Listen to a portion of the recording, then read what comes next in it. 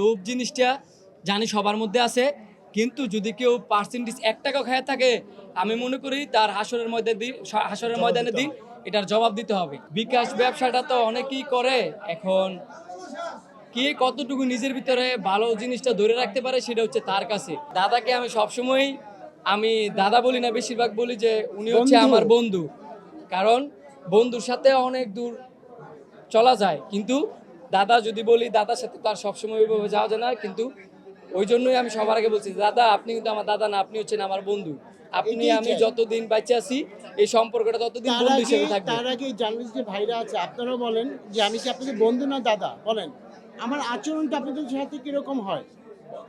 বন্ধু স্বরূপ না, আমি এরকম থাকতে চাই যেন যেন বলে দাদা আমার বন্ধু, এই ভালোবাসাটা চাই।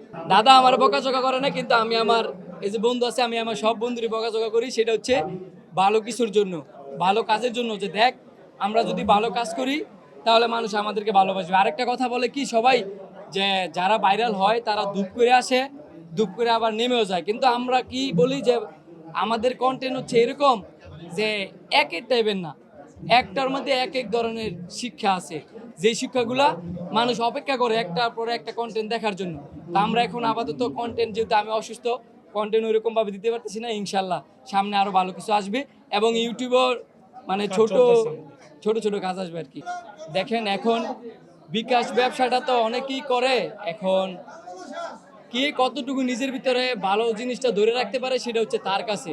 এখন বিকাশের ব্যবসা বলে দেখে অনেকজনে বিকাশ নাম্বার দেয় না, আবার অনেকজনে দিছেও। এখন ওইভাবে আমি কিছু বলতে চাই না, তারা বিকাশ আইনা টাকা দেখ বা যেভাবে টাকা দেখ দিতে থাক। আমি মনে করি গরিব মানুষের পাশে থাকুক। এটা ওরা ভালো বলতে পারবে, এটা তো মনের খবর বলতে পারবো না, বা আমরা ডিরেক্টলি ওদেরকে জাজ করতে পারবো না। কারণ হচ্ছে এমন হইতে পারে ভালো মনের মানুষ তো থাকে, হয়তো বা সবটা দিয়ে দেয়, হয়তো এরকম নাই।